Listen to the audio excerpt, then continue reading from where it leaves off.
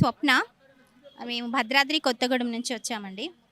మేము 2008 డీఎస్సీలో సెలెక్ట్ అయ్యి ఇప్పటి వరకు కూడా జాబ్ మాకు రాకుండా అన్యాయం జరిగిందండి మాకు. రీసెంట్‌గా మాకు ఫిబ్రవరి 8న మాకు హైకోర్టు తీర్పిచ్చింది మాకు ఉద్యోగాలు ఇవ్వాలనేసి. అయితే ఇప్పటి వరకు 4 ఆర్డర్‌లొచ్చాయండి. కానీ ఇంప్లిమెంట్ కాలేదు. ఇప్పుడు ఈ ప్రభుత్వంలో వచ్చిన ఆర్డర్ ఇంప్లిమెంట్ చేస్తారనే నమ్మకంతోటి మేము వచ్చాము. మా స్థానంలో 4, 5 మార్కులు వచ్చిన వాళ్ళు జాబ్‌లో ఉన్నారు. 60, 70 మార్కులు వచ్చిన వాళ్ళం మేము రోడ్ల మీద ఉన్నామండి. ఎందుకు అలా కావడానికి కారణాలేంటి అసలు మీకు ఇవ్వడం? తప్పుడు జీవోల వల్ల ఆ! జరిగిందనమాట ఇది. ఎంతమంది ఉన్నారు మీ బాధితులు? మీరే ఉన్నారా ఇంకా? 1200 మంది ఉన్నాము. ఆల్రెడీ నిన్న మేము సీఎం రేవంత్ రెడ్డి గారి ఇంటికి వెళ్ళామనమాట. చాలామంది వెళ్ళి కలిసాము.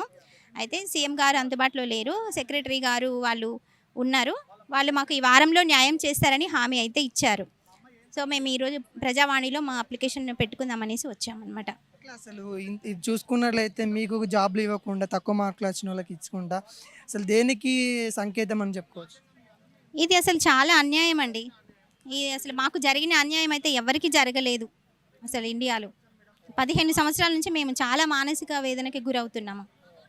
కాబట్టి మాకు ఈ ఇంతకుముందు ఉన్న గవర్నమెంట్ అయితే మమ్మల్ని అసలు పట్టించుకోలేదు.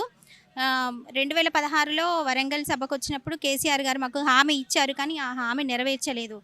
ఇప్పుడు ఫ్రెండ్లీ గవర్నమెంట్ అనేసి మేము ఆ నమ్మకంతో వచ్చాము ఇక్కడికి. అంటే అప్పటిగా కాంగ్రెస్ ప్రభుత్వంలో ఇచ్చిన మెగా డిఎస్సి నోటిఫికేషన్లో జరిగిన తప్పిదపు జీవోల వల్ల ఈ విధంగా నెడ్ రోడ్డు పాలయ్యాను మేము 2008 అభ్యర్థులు. అది ఈ 15 సంవత్సరాలుగా ఈ విధంగా ఆ ప్రభుత్వంలో జరిగిన తప్పుని ఈ ప్రభుత్వమైన దాన్ని తప్పుగా కాకుండా దాన్ని ఒప్పు చేసి మాకు గనక ఉద్యోగాలు ఇచ్చినట్లయితే ఎన్నో విధంగా మన రేవంత్ గారిని వేడుకుంటున్నామని. జాబ్ కొట్టాలంటే నిజంగా 15 సంవత్సరాల నుండి మీ నిరీక్షణ, మీకు జాబ్ వచ్చిందన్న ఆనందం లేకుండా ఇలా ఉండడానికి ఏ విధంగా అనుకుంటావు? అవి గవర్నమెంట్ చేసిన తప్పులేనండి. గవర్నమెంట్ చేసిన ఏంటంటే ఉమ్మడి రాష్ట్రంలో అదే వచ్చింది కదా, అప్పుడు 2008లో కాంగ్రెస్ హయాంలో జరిగిందనమాట మాకు ఈ అన్యాయం. అప్పుడు వైఎస్ రాజశేఖర్ రెడ్డి గారు ఉన్నారనమాట.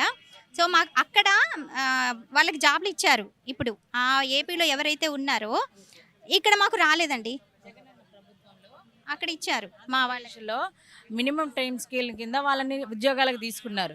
కనీసం ఆ విధంగా ఆయన మానవతా దృక్పథంతో మన రేవంత్ అన్న గారు మమ్మల్ని అయినా సరే ఈ 15 సంవత్సరాలు నిరీక్షిస్తున్నారు, వీళ్ళకి కూడా ఉద్యోగాలు కల్పించాలి మనం కూడా అనేసి ఒక స్టెప్ తీసుకుంటారని మా ఆవేదన. ఇంకో కొత్త రిక్రూట్మెంట్ మెగా డిఎస్పీ కూడా వస్తుందంట కదా? వస్తుంది, అదే మా బాధ అనమాట. మెగా డిఎస్సి వస్తే మాకు గనక ఇప్పుడు నేనే సెలెక్టెడ్ కదండి. మేము ఆల్రెడీ కష్టపడి సాధించింది అది. మేము ఎవరో మాకు కావాలని అడగట్లేదు. మేము ఆల్రెడీ సెలెక్టెడ్. మాకు సర్టిఫికేట్స్ వెరిఫికేషన్ కూడా అయిపోయింది.